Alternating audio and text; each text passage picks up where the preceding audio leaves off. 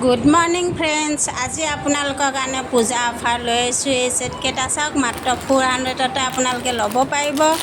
Super cotton হয়, পিন্ধি বহুত ভাল পাব, গৰমত ইউজ কৰি বহুত ভাল পাব।